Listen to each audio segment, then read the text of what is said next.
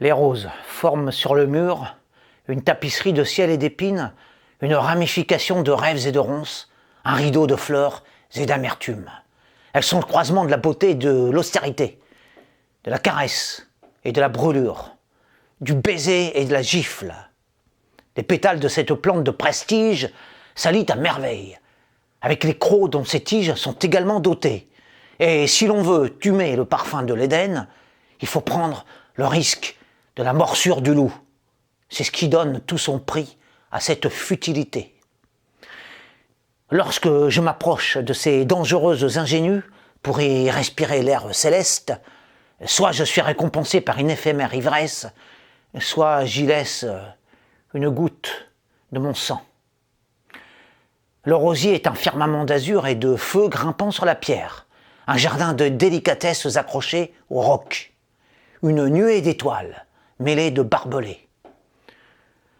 Pour toucher du doigt le visage des anges, l'on doit effleurer les piqûres du diable. Et moi, maladroit, fébrile, empressé, bien souvent je m'élance comme un fou dans ce feu floral. Et là, telle une amante versatile, tantôt le végétal m'embrasse sur les lèvres, tantôt son aiguillon me perce le cœur.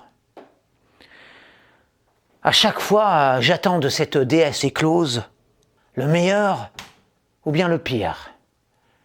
Je reçois alors ou son affection ou son infection. Ou je me pâme de son esthétique et je m'envole.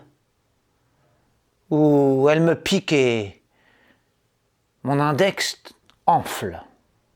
Bref, j'aime les éclats venimeux de ces douloureux ornements qui enchantent et empoisonnent mes heures choisies. Ces trésors entourés de verrues m'inspirent les plus doux élans de l'âme, mais aussi, parfois, les pires flammes vengeresses.